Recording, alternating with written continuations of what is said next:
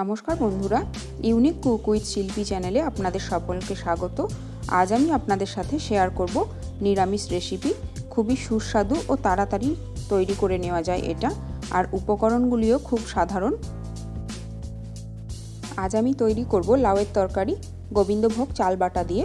আর বাকি যে উপকরণগুলো লেগেছে সেগুলো হলো টমেটো বাটা, আদা বাটা, কালো জিরে, কাঁচা লঙ্কা আর বড়ি।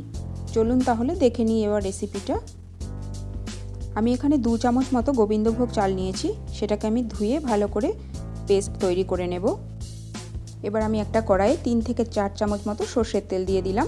তেলটা গরম করে আমি তাতে বড়ি কটা ভেজে নেব। বড়িটা ভাজার সময় ফ্লেমটা অবশ্যই লোতে রাখতে হবে। বড়িটা ভাজা হয়ে গেছে, এবার আমি বড়িটা তুলে নিচ্ছি। এরপর যে তেলটা থাকলো তাতে আমি ফোড়নটা দিয়ে দেব। আমি ফোড়ন হিসাবে কাঁচা লঙ্কা আর কালো জিরে দিয়ে দিলাম। ফোড়নটা একটু ভাজা হয়ে গেলে তারপর আমি তাতে কেটে রাখা লাউ কটা দিয়ে দিচ্ছি। খুব সরু করে লাউটা কেটেছি। এই রান্নাটা করতে একটুও জল ব্যবহার করব না।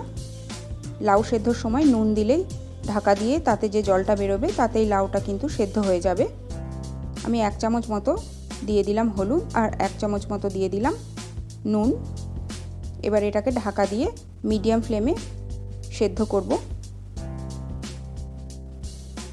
নিরামিষের দিন এই তরকারিটা অনায়াসেই আপনারা তৈরি করতে পারেন।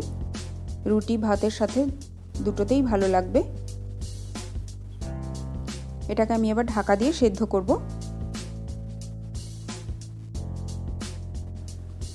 লাউয়ের জলটাও শুকিয়ে গেছে আর মোটামুটি ভালোভাবেই লাউটা সেদ্ধও হয়ে গেছে।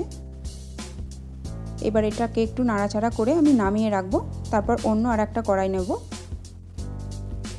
অন্য আরেকটা কড়াইয়ে আমি 1 চামচ মতো ঘি দেব। সেটা গরম হয়ে গেলে আমি তাতে দিয়ে দিচ্ছি 2টো মতো তেজপাতা, আর দিয়ে দিচ্ছি যে টমেটোটা নিয়েছিলাম বাটাটা, সেই বাটাটা থেকে 1 চামচ মতো দিয়ে দিলাম। এটাকে একটু ভালো করে ভাজার পর তারপর আমি সেদ্ধ করে রাখা লাউটা দিয়ে দিচ্ছি। এবার এটা একটু ঢেকে আমি 2 থেকে 3 মিনিট মিডিয়াম ফ্লেমে রাখবো। অনেক পুরনো একটা রেসিপি, আমি এটা আমার মায়ের কাছেই শিখেছি, সেটা আপনাদের সাথে আজকে শেয়ার করছি। ঢাকাটা খুলে আর একটু নাড়াচাড়া করে নেব। তারপর বাকি উপকরণগুলো একে একে আমি এবার এতে মিশিয়ে নেব।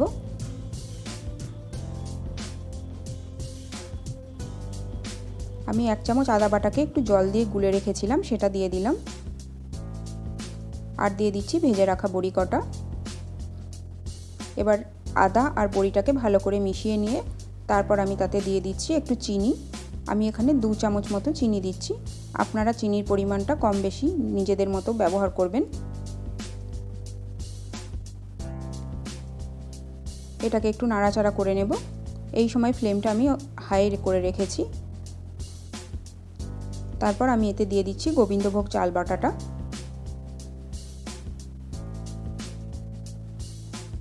গোবিন্দভোগ চাল বাটাটাকে একটু জল দিয়ে গুলে রেখেছিলাম, সেটা দিয়ে দিলাম।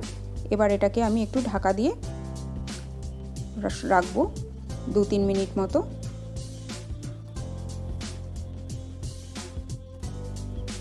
ফিরে আসছি 2-3 মিনিট পর। 2-3 মিনিট পর ঢাকাটা খুলে এবার আমি এতে দিয়ে দেব 1/2 চামচ মতো ঘি। এবার গ্যাসের ফ্লেমটাকে অফ করে দিলাম। এবার একটু নাড়াচাড়া করে তারপর ঢাকা দিয়ে ভাত বা রুটির সাথে সার্ভ করতে পারেন গোবিন্দভোগ চাল বাটা দিয়ে এই লাউয়ের ঘন্টটা। তাহলে বন্ধুরা খুব সহজেই তৈরি হয়ে গেল। খুব কম উপকরণে খুব কম সময়ে এটা তৈরি করে ফেলতে পারেন। রেসিপিটা যদি ভালো লাগে তাহলে লাইক করবেন, শেয়ার করবেন আর আমার চ্যানেলটাকে সাবস্ক্রাইব করে আমার পাশে থাকার অনুরোধ রইল। ভালো থাকবেন সকলে, সুস্থ থাকবেন। আবার দেখা হবে এরকম নতুন কোনো সহজ রেসিপি নিয়ে। এতক্ষণ আমার সাথে থাকার জন্য আপনাদের সকলকে অনেক অনেক ধন্যবাদ।